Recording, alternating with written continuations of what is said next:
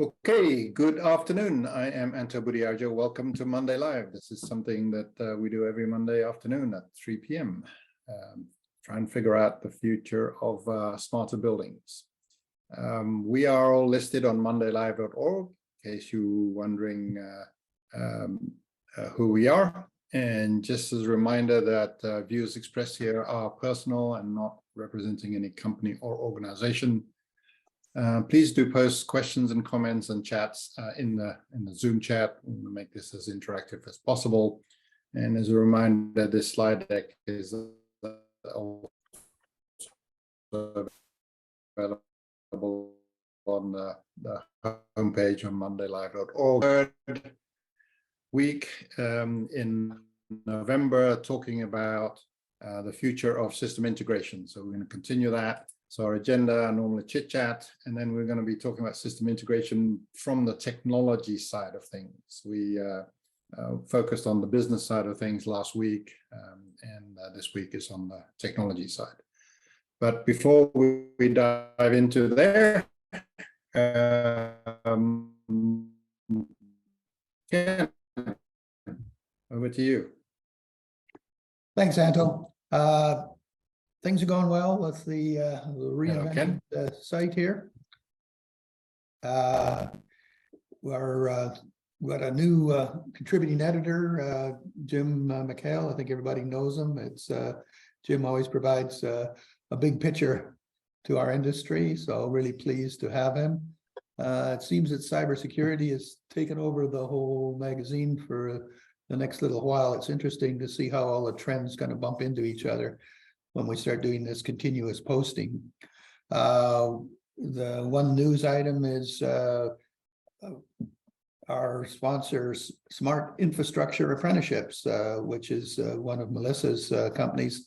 They posted the cybersecurity apprenticeship on Google, and we just got the press release online this morning for that on our site. I'll drop a link to it in the chat box for you. And from Jim's first post, there was an endorsement from the work they put together, cybersecurity and smart commercial buildings.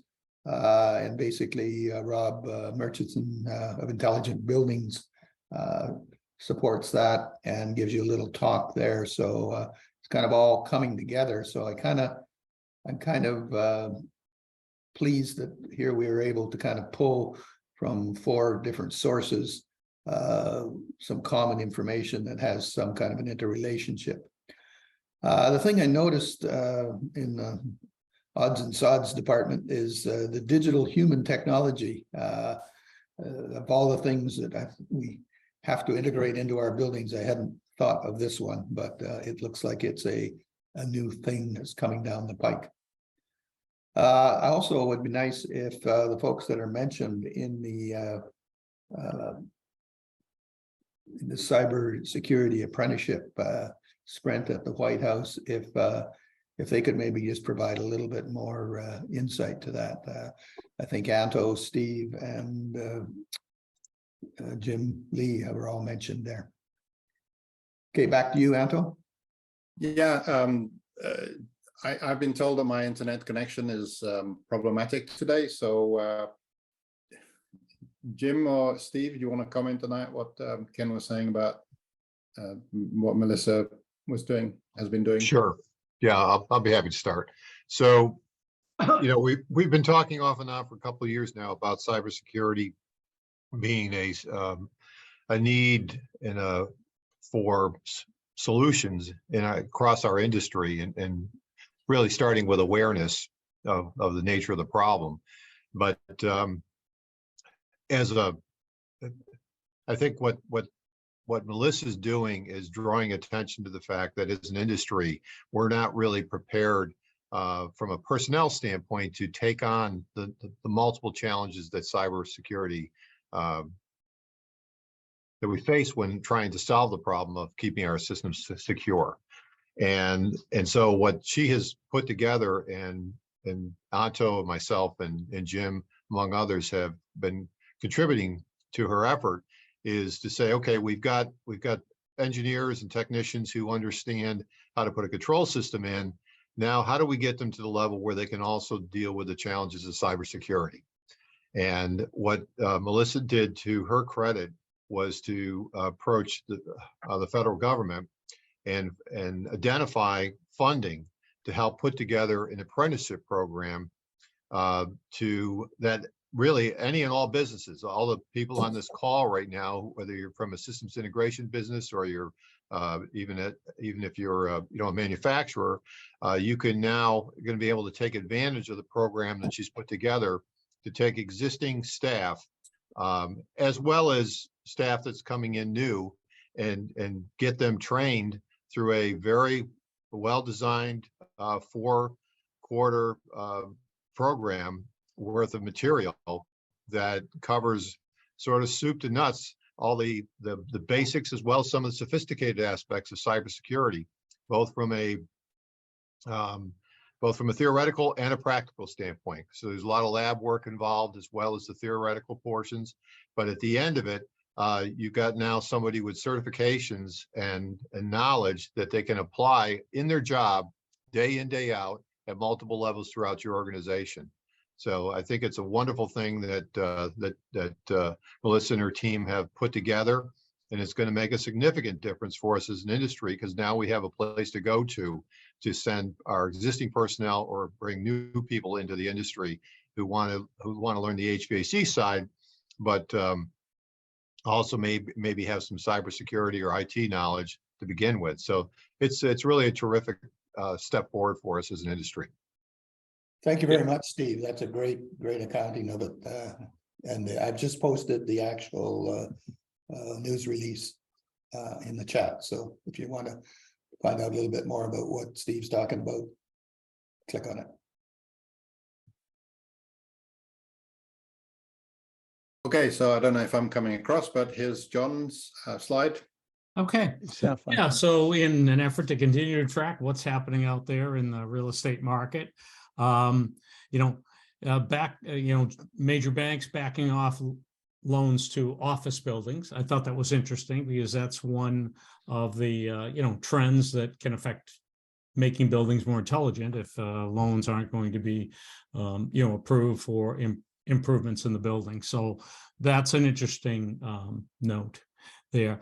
The other one is an article I saw, prioritizing occupant health leads to better real estate investment returns. So I was all over this article, and I excerpted a little bit there.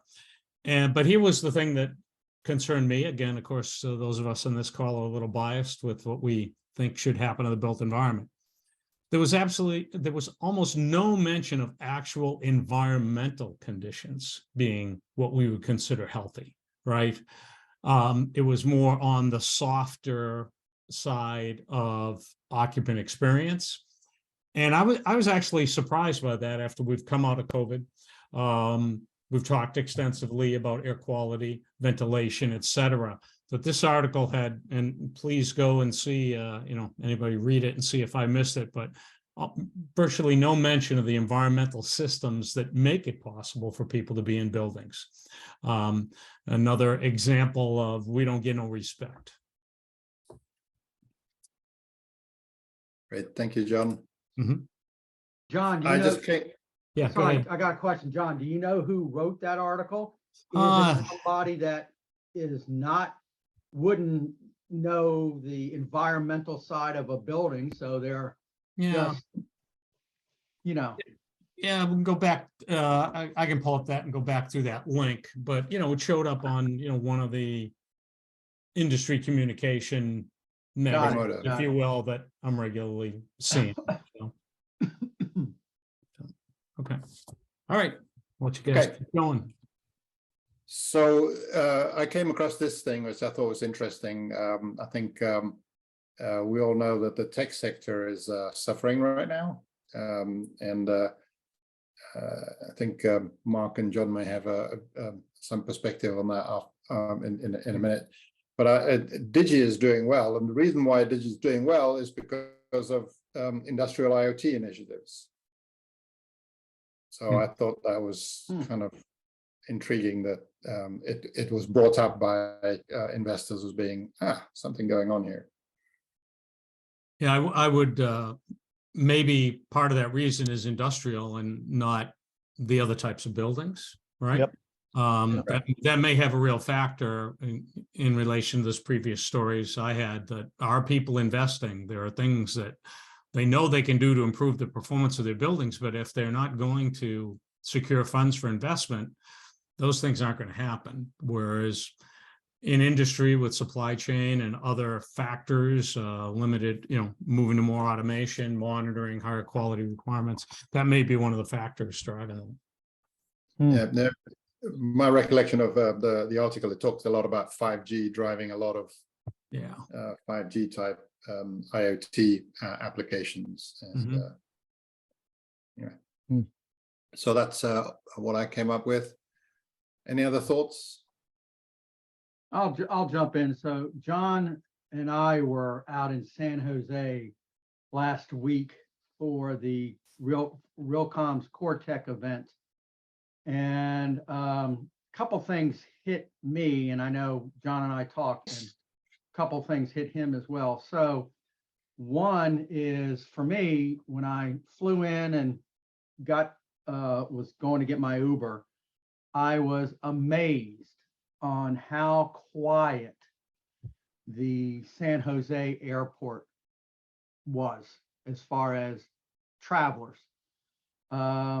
And again, I go out there all the time, been there for years, and it was almost like I was taking the midnight flight, which I wasn't. I landed about 1 o'clock in the afternoon local time.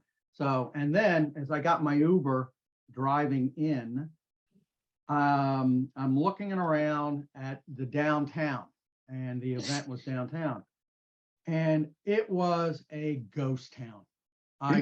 There was no one there, and I'm not trying to hype that up. 1 or 2 people walking the street, but everything else was not, it was just dead and quiet. And I mean, this was like now 1:45 in the afternoon. And then John and I had breakfast a couple times, and we're sitting by a window at, work hours. Nobody, and we're watching the street. Nobody is there. So again, people are obviously working remote, you hope, and or I think the actions of what are happening out in Silicon Valley right now, as far as layoffs and all that, is starting to, you're seeing that visually. So, so that was kind of shocking to me. I didn't expect that. I felt the same way. I was trying to share a picture I took standing in the middle of Market Street, San Jose at 9 a.m. Took a picture in both directions, no cars, no people. I'm standing in the middle of the road. Okay. Now, it's been a while since I've been in San Jose, but I believe it's a city with human beings in it. But that, I wasn't able to tell that. No, joking aside, here's one of the, there's these types of indicators, that the kind of social indicators. I could park a car anywhere down there on the sidewalk. All the meters are open. That is a message. Now, what's causing it? My theory is, if you go downtown San Jose, you have all the big buildings with Adobe and all the big, high tech, or whatever you want to call it, names, right? But it's become a concrete jungle. There's nobody living there. And so if people aren't commuting there, what's going on there? Nothing. There was so many empty boarded up stores. They weren't boarded, empty. And they had newspaper or paper covering the windows on the inside. Some of them had those chain link things you see in New York City over them. I mean, we struggled to find a place to buy anything. I took a 20-minute walk and couldn't find a store to buy a Coke in it. Wow. So it was weird. It was weird. I think it has a lot to do with the city design and layout, because other cities I've been to recently, I mean, we are close to Richmond. It's booming. There's people all over the street. Greenville, South Carolina, and others. I think these cities have gone overboard on this concrete jungle model, are really going to suffer. Wow. That is fascinating. I'm reminded of what Yogi Berra said. Hey, nobody goes there anymore. It's too crowded. But I'm also wondering if the Silicon Valley kind of wokeness and like that's ground zero for, it seems like it's ground zero for what's next in the workplace model. So I wonder if that has something to do with it too. So yeah, that's interesting.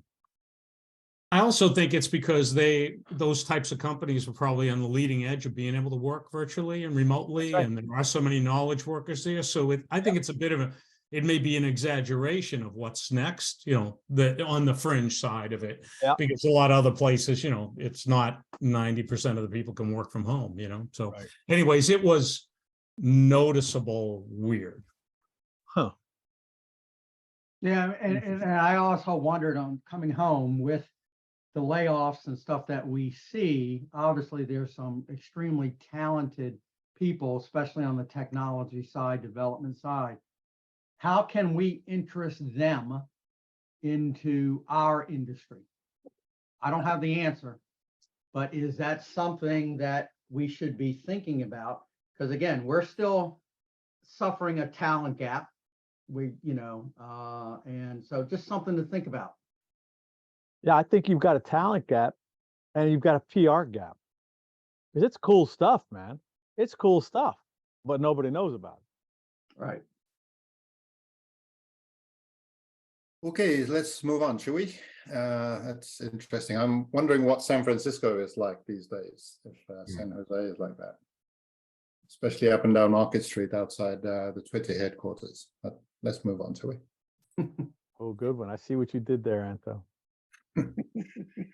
So system integration and technology side. I'm going to bring down the slides here and then get into a conversation.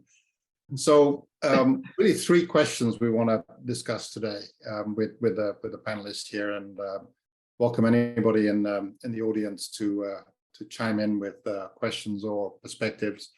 First is, what are the key technologies that SIs use today?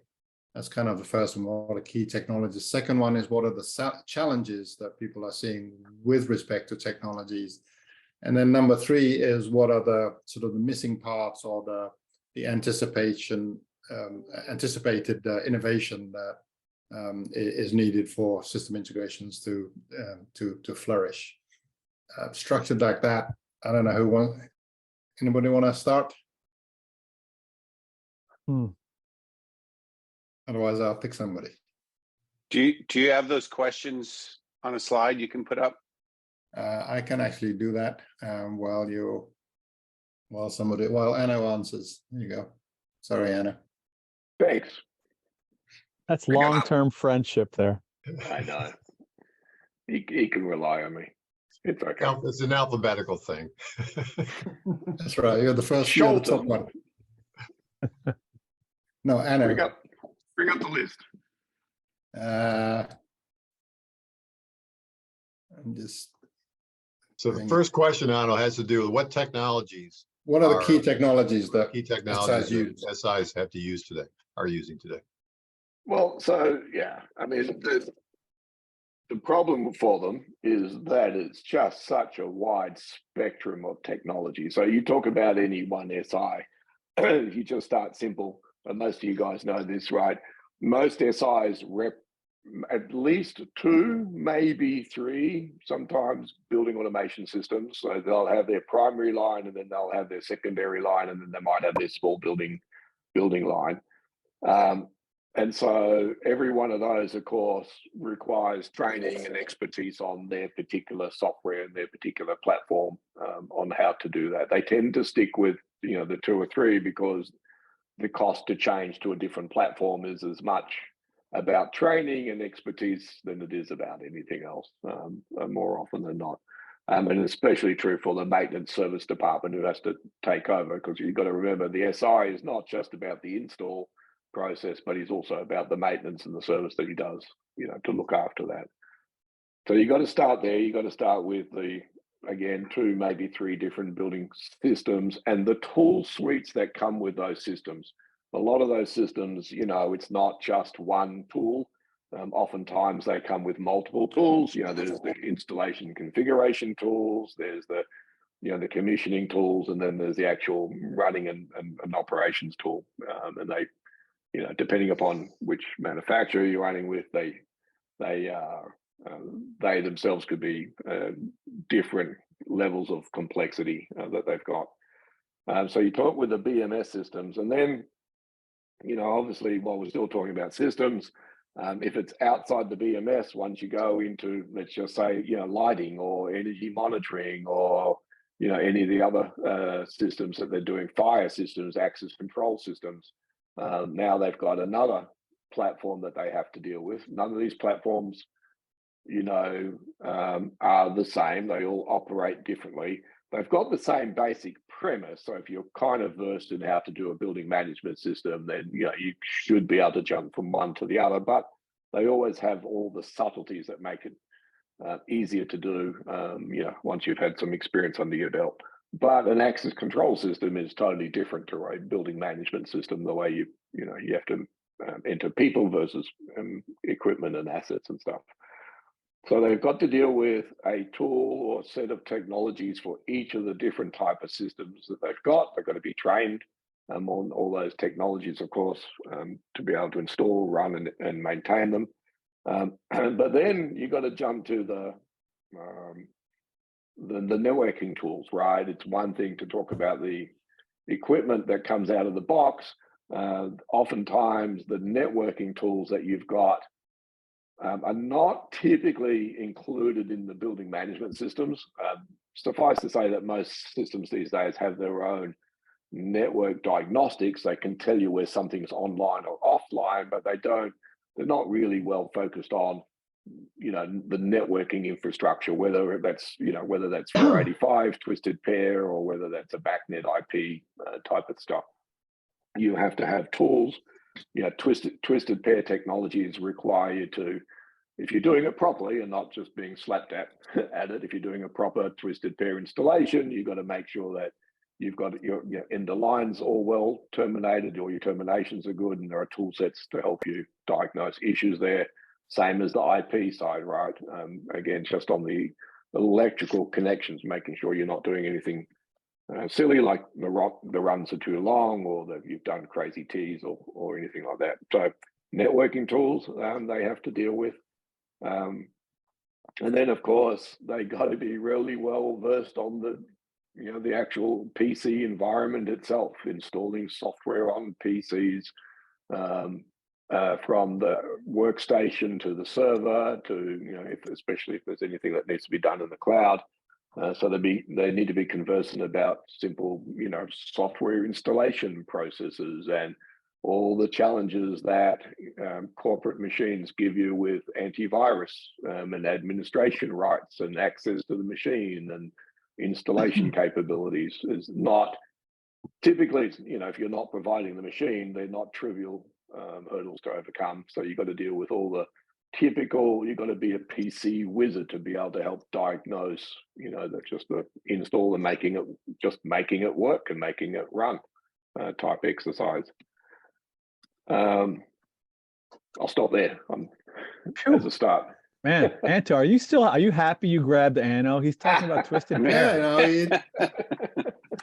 Yeah, absolutely. Sorry. I think that's a great. I mean, it's basically all of the different platforms, and Yep.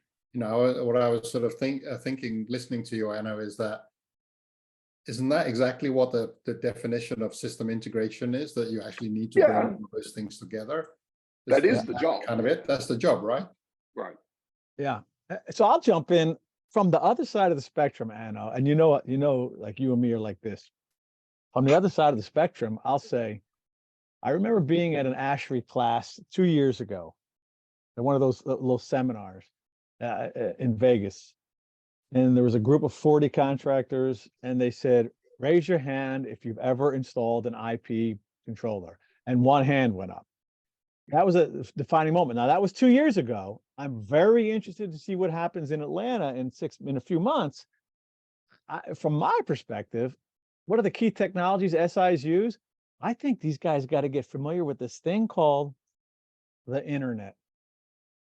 The internet. Now, I know that's from the other side of the spectrum, Yep. right? I wouldn't know what a nut or a bolt in your world is. In my world, it's all about how am I going to leverage the internet. So I know that they're struggling with all of that and trying to understand this thing called the internet, which as far as we could tell, ain't going anywhere. Well, I'd put it a little different. I think they are very familiar with the internet. It's the problem of networking, IP networking, when it isn't the internet, where all of this stuff is all figured out for you, you know, in a way, right? Right. It's, I've got to set up an IP network. I've got to set up routers. I've got to set up routing tables. I've got to do all of this. Right. That's a level of understanding. So I think it's the networking first. And of course, you know, what comes next is the cybersecurity. But it Right. really does start at IP networking, which is so fundamentally different than the way still lots of systems are installed with huge trunks of MSTP, RS-485, twisted pair, where you don't have to do anything similar to IP networking. Right. So I'll jump in. I'm gonna kind of try to, in my mind, I'm trying to simplify your questions, Anto. So one, I see 4 key strategic areas of technologies that SIs need to use. One is connectivity. Again, just leave it, wired, wireless, I don't care, just connectivity.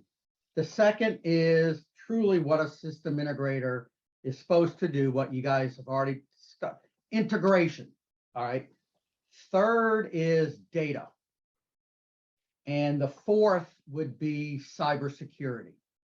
Now, all of that said, that there's a lot of, you know, choices that are out there, which are good, and some that may not be as good. We won't get into that debate. But I think for an SI, the big challenge in my mind that and first of all, and then a comment, IP is gaining traction very quickly. IP devices. I think they're here to stay and expand. But anyway, but I think on the challenges that SIs face is, one, we're asking an SI to go from a traditional SI to a whole different type of SI with where the technology is gone. The networking, everything that John mentioned and we talked about.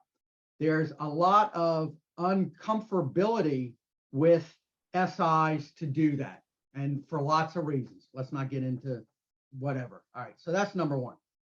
Number two is there is so much hip and hype out here that if I was a system integrator, I'm looking at all this stuff the industry and we're throwing at them, I would be scared to go, all right, which one or ones do I jump in on? Which one will definitely benefit me and my customers? And then what is real and what is Memorex as far as what we're seeing out there? Okay, and again, I find that everywhere today. And then finally, on your last question, what innovation is anticipated to make the lives easier? I'm clicking my heels and here, it's integration and interoperability in a can. Take it and whatever. Not, you know, again, I don't know. I have no idea. They got to get past the confusion state first and the hip and hype crap. So anyway, there's my 5 cents. I think I'll okay. I was going to jump in there real quick and build on what Mark was saying. So let me talk about the third question there a little bit. So one of the things that we're starting to see and even promote out to some of our customers from an innovation standpoint is, well, let me just generically call it a new level of abstraction that sits on top of hardware that makes it so that the SI doesn't care whether they're talking to a BACnet network or a LAN network or a Modbus or anything else, right? So we're getting to the point where I think the vision that we've talked about in terms of what's really important is the data part of it, and what's shouldn't be important is that a BACnet point or a LawnWorks point or whatever. And we're starting to see that kind of hit the field in real applications now. And you'll see some more of that, I think, coming out at AHR too.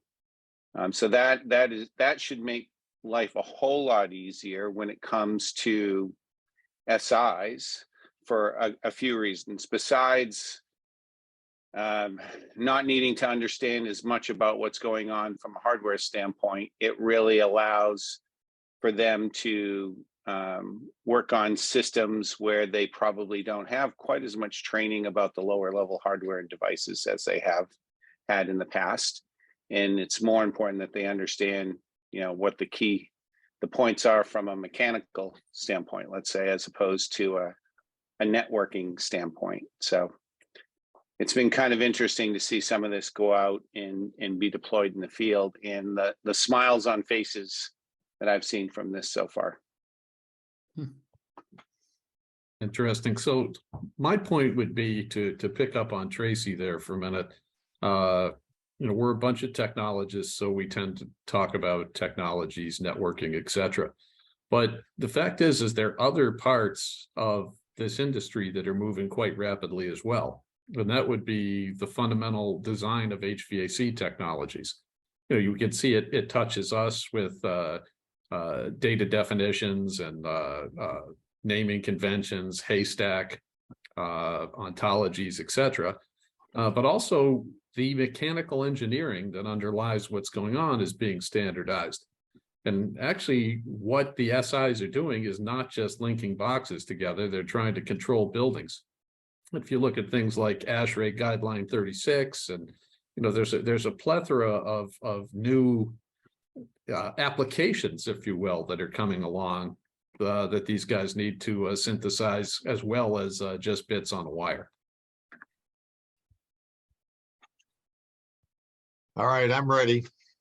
Go ahead. So I'm going to focus on the line 2. What are the challenges? I think the job of an SI is probably harder today than it's ever been, for multiple reasons. So Anno, when you talked about the different applications across the different vendors, in a way that problem's been there since the 90s. There's always been some set of tools that were specific to the vendor, and if you picked up a second line, you had to train your guys on the second line. But what I see very different today is, and a couple of you alluded to this. Number one, you've got to have a lot of IT skills, because now we have gone past 485 multi-drop to IP, which then opens up, the whole Pandora's box about networking and how to put together an IP backbone network and engineer it and support it. Then all the IT based devices. It's not just a server. You got to be comfortable with laptops, tablets, smartphones. Apps need to be downloaded to those things and make them operable. There's the cybersecurity aspects of all the IT infrastructure that you now got to be knowledgeable about, and that's just becoming a huge challenge right now, as I'm seeing it day in, day out in that area. So, but something basic around energy. So there's a lot, we've talked about ESG and companies that want to know, where is the energy going? Well, that raises the question of metering, and how many of our SIs are comfortable putting in sub-metering, or know how to get the utility bills easily. Are they familiar that there are companies like Urginet out there who get utility bills from, aggregate the data from utility bills for 700 plus utilities around the United States, and you can get a download of the utility data from that particular client in many cases. So, but it's not necessarily easy to instrument any building from a metering perspective. There's all kinds of challenges that come into that. Yet, if you're going to answer the question, where's my power going, you're faced with trying to figure that mess out. Okay, so, and then we haven't brought up FDD, and what really is, and I'm anxious to hear what John has to say about this, but really we've grown up as an industry focused on real-time control. I got to make I got to hit set point. I got to make sure the things come on when they're supposed to come on.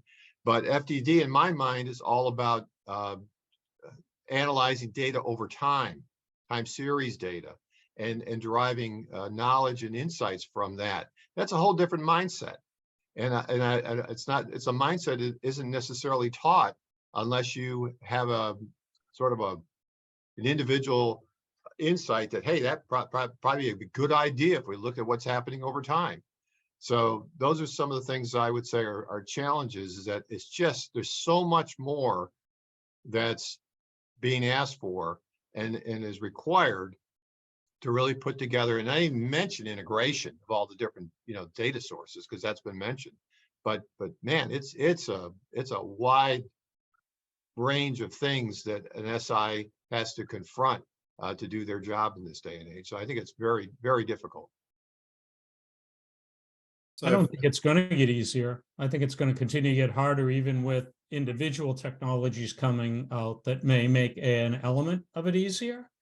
The explosion of requirements and new systems, it works against that, right?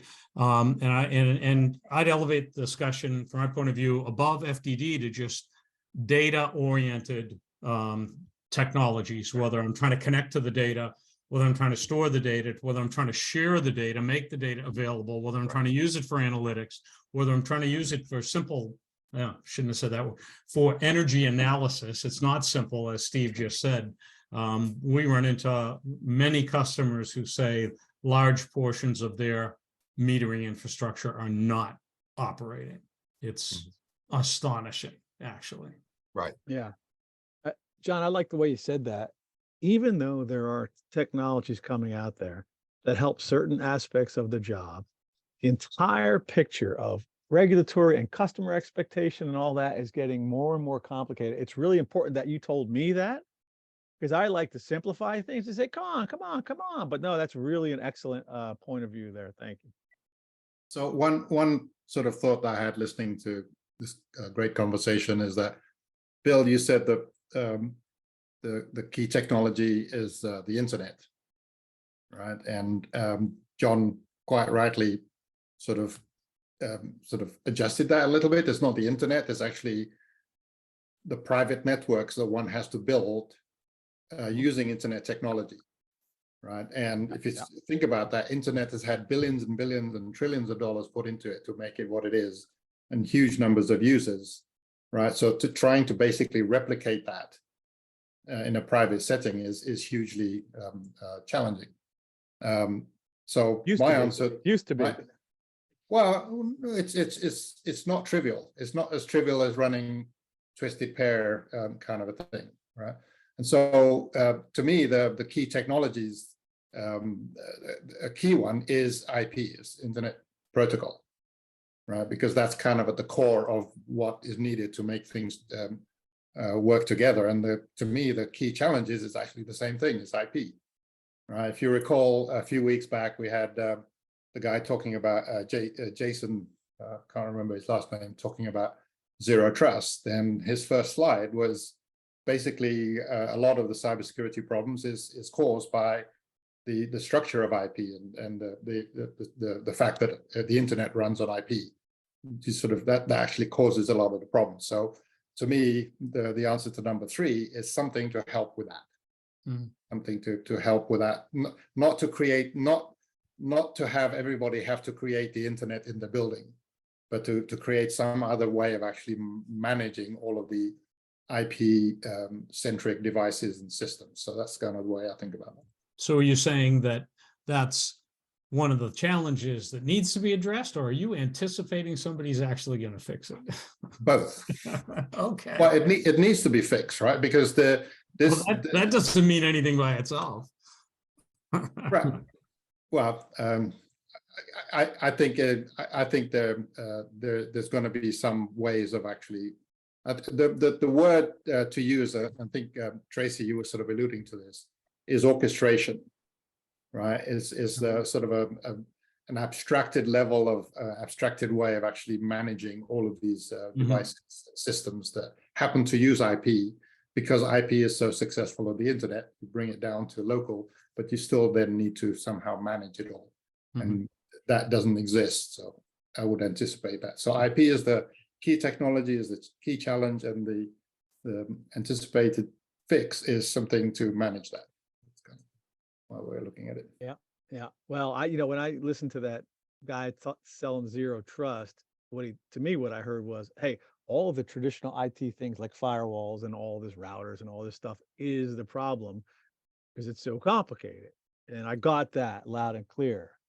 And I know, Anto, you've got a thing that you think there's something that's going to transcend IP at some point. I know I've heard you talk about that and all that, but for now, there is technology that has automated all that allows systems integrators to connect thousands of sites in a morning with all that stuff. So that stuff's out there now. I just got to think, man. I just got to think we all want to be out on the bleeding edge. And sometimes that bleeding edge, like, I just don't even know if we're ready for the bleeding edge when people are still just installing their first half a dozen IP controllers. So it's an interesting topic for sure. That is the biggest challenge, is the technology treadmill, right? There's so much new stuff coming out. How did SIs keep up with that technology treadmill? The whole time that I was listening to that before you spoke, Bill, I was thinking the exact same thing that you just said. Yeah, but we've solved that. There are products out there that will solve 95% of that very easily, already automated with that layer of abstraction or hardware even in some cases. So, but trying to get everybody educated and up to speed on that is a challenge. And interesting, when I was going to say a minute ago, another challenge that is sort of the exact opposite of this, a little supply chain related maybe, but we're starting to see some of these digital technologies that have been in use for the last 25 or 30 years, let's say, really hit kind of hard end of life now. And nobody is making new chips for those anymore, right? Once the supply chain challenges hit in the semiconductor market, guess what got dropped in a heartbeat? Right? All these low volume, old chips that they're just not making any longer, right? We've had several of those challenges. We've tried to help some of our customers overcome here lately. So, you got kind of pressure at both ends of that, right?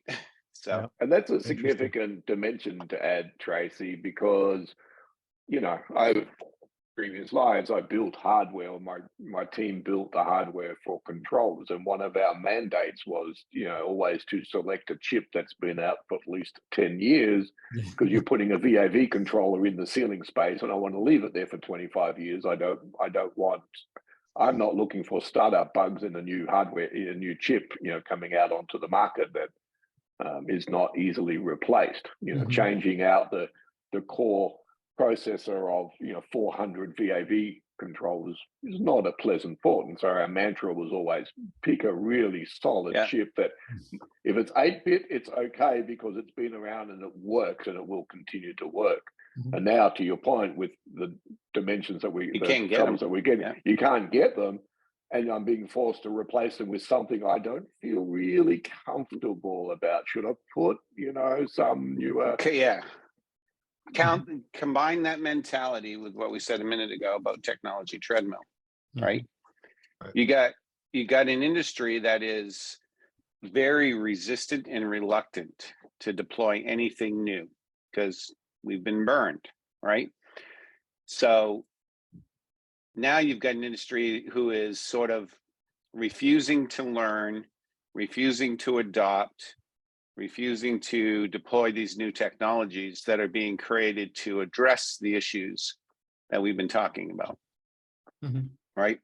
So that resistance to change is maybe one of the biggest challenges in the industry. I don't know if it's an SI challenge per se, but I know that's one of our biggest frustrations is we see all these great solutions that solve these problems like we were talking about, but nobody wants to be the first to deploy those things. Well, and that talks a little bit to Melissa's and Paul's comments in the subject there, that it also comes from the owners, right? Owners are reluctant to put newer, greater technologies. No one wants to be first in our space, right? There's always a reluctance to be first. So a lot of that pressure comes from owners themselves, who are oftentimes have been burnt themselves, right? Yeah, let me add something to this, is that I couldn't agree more with what you guys have been talking about. But the other challenge in my mind for an SI is this: keeping up with the technology that they already deployed, already support, in the unbelievable rapid pace at which new and improved, new features, functions, new releases, new versions come out. In other words, that in itself is a job for a few people just to do that. For example, leading software that's out there for the built space comes out with 4 or 5 new versions a year. How do you keep up with that? Mhm. In other words, getting to understand, know what the new features and functions do, what they are, then trying to get them deployed into the 1,000+ instances of where I've got my customers' deployments at. And again, do I have to do it on site? Can I do it electronically? Whatever the case is. So we still haven't answered that, and we're just not even keeping up with our own stuff that's out there. Let me state that we've been talking for 30 minutes about complexity and technology. And I think everyone on the call is in violent agreement that yes, there are solutions now, but yes, things are changing very quickly. There's one thing that fundamentally isn't changing, which is the business model for all of this. And, you know, all of those things that Mark just talked about cost money. It costs money to have staff to learn these new things, to keep up with the old things, to support the legacy things, to run around and figure out what you're going to do when there are no chips.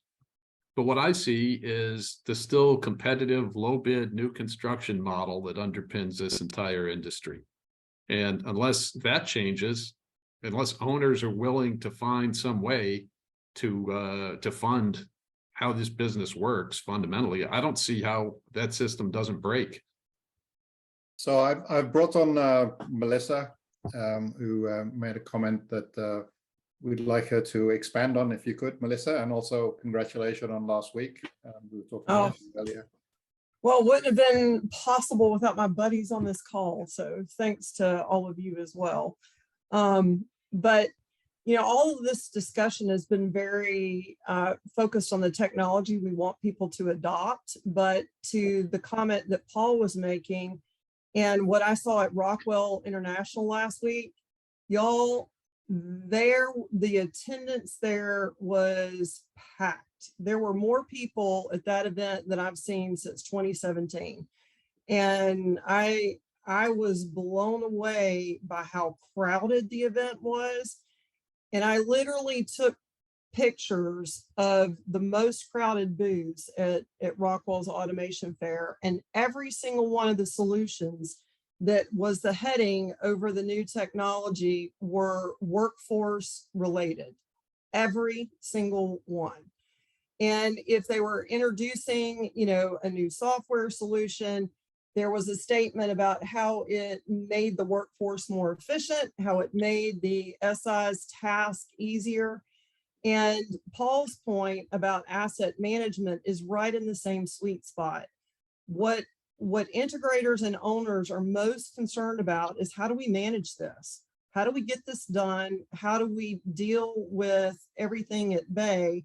And there is heavy emphasis on what's going to help them manage workflow. You know, in the building, it's going to be some heavy integration between asset management and workflow management. In this SI, we see our SIs right now really investing in workflow oriented technology solutions, trying to manage it. And Rockwell Automation's event last week was evidence that that is a big emphasis.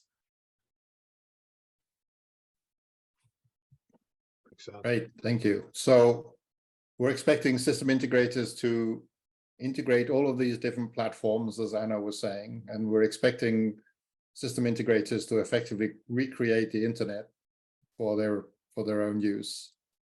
and manage workflow and people and resources that they don't have much of. And so that's who wants to be a system integrator? Yeah, really. Hence I their wanna throw one- reluctance to move on. Go ahead. I want to No, throw sorry, one John, more go. idea out there. Oh, sorry. That goes back to the roots of all of this. There's one other skill set, and I'm going to maybe direct a little bit to Jim. They kind of actually have to know how these systems are supposed to work too. Yeah. Detail. We're losing sight of that, and you know, not intentionally, but as you bring new people in and they may know IT and networking programming, I'm going to guess that not a lot of them really know sophisticated mechanical systems. Jim, you mentioned, you know, with Guideline 36 and others, engineers, are you seeing them adopt more consistent design practices that might help make controlling these systems less complicated? I haven't seen it yet, but we hear people talking about it. Okay. But, you know, right now, I think that it's still, you know, a guy on a 48-hour timeline on an upside down bucket, you know, programming the thing the night before it's due. Mhm. And that does not lead to a lot of great standardization. It leads to copying whatever algorithm you used in the last job. Well, And, and you know, manufacturers are combating that by making systems more packaged also, right? Mhm. Which leaves nothing open for anyone to do, which creates the integration problem in some ways too. You've got all these islands of automations that are getting completely embedded within the mechanical systems. right. I think that's a long-term trend. But, you know, But once you know, just to circle back to that, Jim, and I've sat on that bucket, right? And I've sat on that bucket when the doors open and it's 3 degrees outside, and you know, and all that sort of good stuff. And I think there is, back in that day, there was no awareness of training people, and it was just like, well, we'll just throw people at it, you know, and they'll come and go, and that's how life in the universe was, you know, back then. Now, you know, back to Melissa's point, there's a lot, I agree with Melissa, there's a lot more awareness of having to train, educate, get people on, you know, before it was like, oh, we'll just, you know, get you on the job, stick your head in the ceiling space, sit on the bucket, here's what you need to do, here's the book, you know, good luck, type of deal. I think the space has changed. There's a lot more professionalism to, don't know that we solved all the problems, but there's a lot more professionalism now to focusing on bringing people in, training them. You know, there's challenges trying to make that happen, but it has changed. I don't see people sitting on buckets anymore in some ways. No, but I think that there's another thing which has changed, which is I'd like to ask you, Anno and John or others, whether you think that the consulting engineering community that have been designing these mechanical systems have kept up themselves with any of the topics we're talking about. Well, you know me, Jim, that's been my mantra. I think they've abandoned us. Not only I think have they not given up, I think they've run away screaming. Right. Like, I think they're more reliant on manufacturers than ever. Yeah. Yeah, new design And shutting idea. Someone will risk figure down. out how to control it. Yeah. And because the larger manufacturers have their wherewithal in order to meet with the consultants and give them the tools for them to do it. And Paul, we see your Well- comment. You're special. Yeah. Well, Oh but yeah, in there's defense of definitely Paul, people. there's no billable hours in this work for the MEP firms to keep up with technology either. So what's happening is they're shoving it back up in the package systems and shoving risk down to the integrator. So, you know, everybody's in the same boat. For the way the monetization model works for the A&E firms, you know, we're lucky if we get something that doesn't have the right, what is Division 14 today? Are we still using something from 2004 or is it fairly current? Yeah, I think To circling say, back to yeah. your point, Pedro, why become a system integrator? But you know, at the end of the day, you look at almost any domain, any market, even the industrial market, has got a lot more complex. From the days when it was simple PLC control stuff, their world has got just as complicated. You But do this things, because you like it. things are getting complicated at an exponential rate, it seems, and that we all know that cannot continue. Right? So At some point, something has to break. Well, I let me- think there's a trend there, though, Anto, evolving. If indeed, because of complexity, new technologies, and all the other forces we've talked about are really creating an environment in which packaging, for lack of a better way to describe that, is the way manufacturers are going, that is putting more and more importance on the data part of things. Right? Maybe less about the algorithms, more about the data that is coming out of these things, and making sure that data is shareable, and what we do with that data. I was thinking earlier when John was talking about some of this, I feel like the early days of cell phones, gotta have one. Oh, I'm so happy I have one. Now what can I do with this thing? Right? And that's where we are with data. And who knew back when I first got a cell phone that I'd be doing the thing? I can't even leave a room without taking my cell phone with me anymore. Right? It's ridiculous the dependence we've got on these things now. Let me ask you But that's guys because of the this. innovation. Let me ask you guys ahead. this. Sorry, So Mark. in our industry, specifically our industry, take a vote. Do you think we are getting new system integrators in the marketplace? And there's a way to look at that. You get, it could be a brand new organization who decides, we're going to be a system integrator. And let's assume they've got the resources, they get the people, all of that stuff. There's also where you've got larger system integrators, you get employees who get disgruntled, and then they'll go hang a shingle up and say, Mark Peacock, system integrator. And Roger talked about this a couple of weeks back, right? I don't remember we did or not, but to the panel. He did. He was talking about that's really what they're seeing in the UK is people are starting up and they grow up to a certain, they grow to a certain size, and then Okay, they don't but grow today, further. let's take North America. Do we believe, show of hands, is the system integration business getting more people in for the built environment, new companies? Yes. I Here's don't what I'm think so. seeing. Here's what I'm seeing, Mark. As an I outsider, say no, by the way. I say I no. hear you. What I say see is a no, too. lot. I see a lot of these like big mechanical companies That's getting into exactly that right. space. That's exactly right, Bill. You're exactly right. I do too. All right, and that's again another way to get in. Again, a non-traditional way, if you will, to get into the market. I do wonder whether that is system integration or whether that's just packaging or assembly. Right. That's vertical. Vertical It's a integration. subset. What's the It still is system. It's a smaller set, though. Well, I you think the trend I see mostly is the consolidation, right? A lot of the For bigger sure. companies buying up smaller ones, Sure. and less buildings, more package units, less system integration needed. Even that's why I would guess that it's less, not more. I also, guys, see these big construction companies saying, buy a building from us. I'm going to give you system. I'm going to give you building automation for life. I'm seeing it in multiple places. Yeah, that's not creating new system integration. That's just utilizing or vertically integrating what's already there, I think. So Well- we're past the top of the hour here, so we need to wrap. Anybody want to do a wrap? I'll pick on Steve. Oh, geez, I know. Come on, you always do a good Otto. wrap.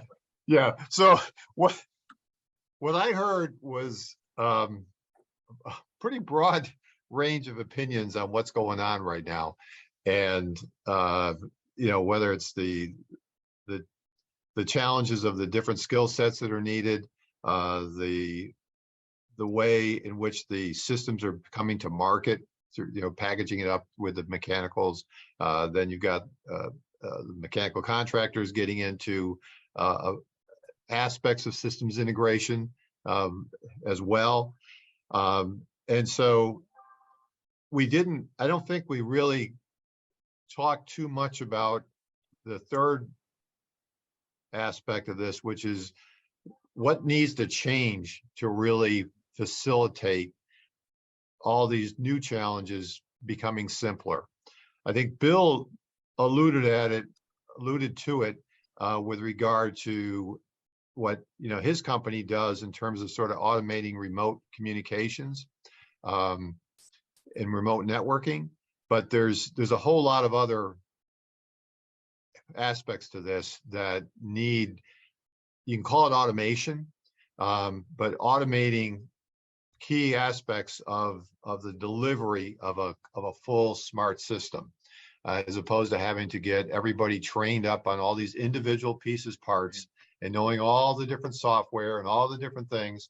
And so hopefully, I think that's why, we have that separate initiative going on with interoperability and trying to get data normalized and a much easier way to get the data integrated across all these different systems.